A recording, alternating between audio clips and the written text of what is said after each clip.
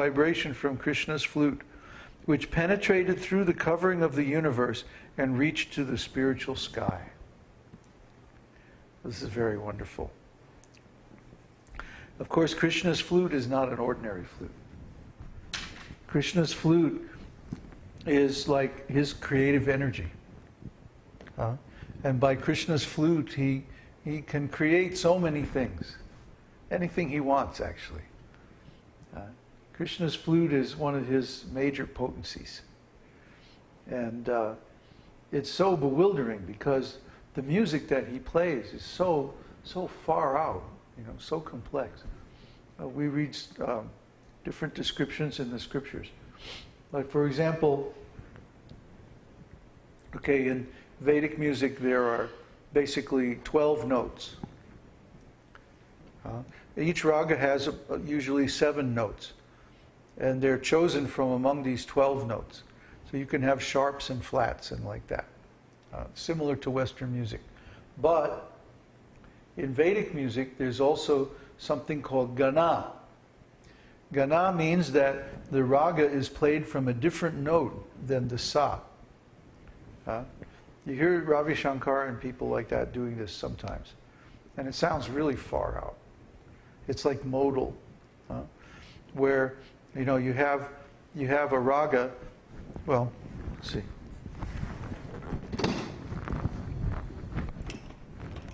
Hello? The volume. Oh, volume's up now. No? Oh, there we go. Okay, so let's say if we have a raga,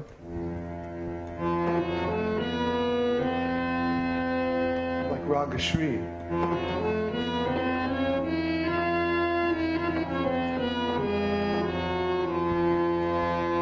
Okay, that's the normal way of playing the raga, right? But instead of starting on the first note, sa, there's something called pagama, where you start on pa instead.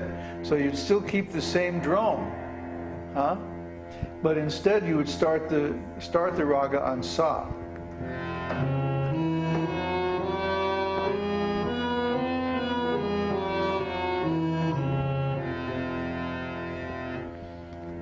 See, it starts to sound far out, but that's not all. You not only can start it on on pa, you can also start it on ma, and this is called magama.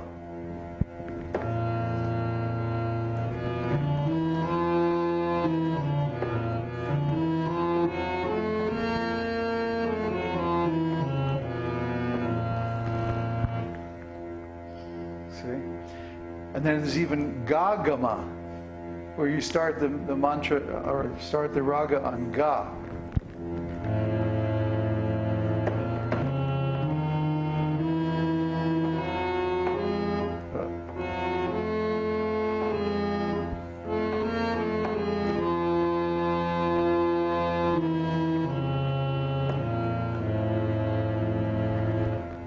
It's said that gagama is inconceivable by human beings. But Krishna not only plays in gagama, he plays in all of the gamas, all the rags, and all the gamas. And each one has a specific mood and a specific feeling and a particular application in his pastimes. So for this reason, even the great demigods like Lord Brahma and Shiva find it very difficult to understand Krishna's music. Krishna's music is like far beyond. And then that's not all. There are rhythm changes. And for example, I've heard Indian musicians playing, and they'll be playing a certain rhythm, 1, 2, 3, 4, 5, 6, 7, 8, 1, 2, like that. And then they'll start playing, instead of with the same beat going, right? They'll start interpreting the rhythm as 1, 2, 3, 1, 2, 3, 1, 2, 3, 1, 2, 3, 1, 2, 3, 1, 2, 3, 1, 2, 3, 1, 2, 3, 1. This is called, technically speaking, is called hemaliya. at least in Western music. I don't know what it's called in raga. But they can sustain this, I mean, for like a whole long time. And each time when they come to the end of the rhythmic cycle, they come back together with the drum. And the effect is like mind-blowing. It's like psychedelic, these rhythm changes. No, really. But you listen to it for a while and you're like, you know. So Krishna could do this, but he would do it with different time signatures that are like completely far out, like 7 and 5, you know. And, you know, just mind-boggling. And even the demigods, they can't keep up with it. They're like, oh, this is too much. But for Krishna, it's like effortless.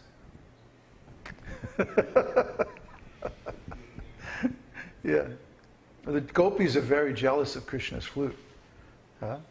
Krishna's flute gets to enjoy Krishna's kisses all the time.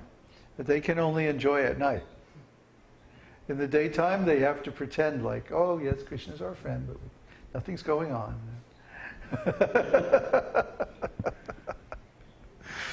So the gopis are jealous of the flute. But Krishna's flute he's in a very special position because he is potency, creative potency of the Lord. And finally, number 64. You've waited all this time. Now here it comes. Krishna's exquisite beauty. In the third canto, second chapter, verse 12 of Srimad Bhagavatam, Uddhava tells Vidura, "My dear sir, Krishna's form was most wonderful when he appeared on this planet and exhibited the potency of his internal energy. His wonderfully attractive form was present during his pastimes on this planet, and by his internal potency he exhibited his opulences, which are striking to everyone. His personal beauty was so great that there was no necessity for his wearing ornaments on his body. In fact, instead of the ornaments beautifying Krishna, Krishna's beauty enhanced the ornaments." This is hard to imagine. But try to understand how beautiful Krishna is, that even when he wears valuable ornaments. Oh, and Krishna, by the way, he has so many ornaments that he has a whole palace just to keep them all. In Vrindavan, he had, right next to his home, he had a palace called the Ornament Palace. Oh, Srimati Radharani had one too. So when they would get dressed in the morning or in the evening for their pastimes, then their friends would decorate them with all these valuable ornaments. And these ornaments were so nice, they were so wonderful, that even Kuvera, the treasurer of the demigods, was envious that he didn't have such nice jewels and such nice ornaments. But yet, Krishna's body is so beautiful that even the ornaments were beautified by being placed on Krishna's body. So try to understand how wonderful Krishna's bodily attractiveness is. Regarding the attractiveness of Krishna's bodily beauty and the sound vibration of his flute, in the 10th canto, 29th chapter, verse 40 of Srimad Bhagavatam, the gopis address Krishna as follows. "Although our attitude toward you resembles loving affairs with a paramour, we cannot but wonder at how no woman can maintain her chastity upon hearing the vibration of your flute. And not only women, but even strong-hearted men are subject to falling down from their position at the sound of your flute. In fact, we have seen that in Vrindavan, even the cows, the deer, the birds, the trees, everyone has been enchanted by the sweet vibration of your flute and the fascinating beauty of your person." So Krishna is so attractive. Everyone is universally attracted to Krishna.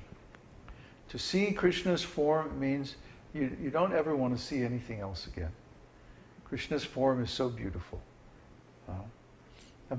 The personality of Godhead in general is very beautiful. But Krishna's form in particular is so wonderfully beautiful, so unprecedented in its beauty, that his beauty becomes indelibly stamped on the mind of the devotee. And whether one is male, female, animal, vegetable, mineral, it doesn't matter. They're all attracted to this wonderful beauty of Krishna. In Rupa Goswami's Lalita Madhava, it is said, one day Krishna happened to see the shadow of his beautiful form reflected on the jeweled foreground. In Vrindavan, the devotees built a special little palace or little, it's kind of like, what do they call those things? You put them in a garden? Huh? Perga. A perga?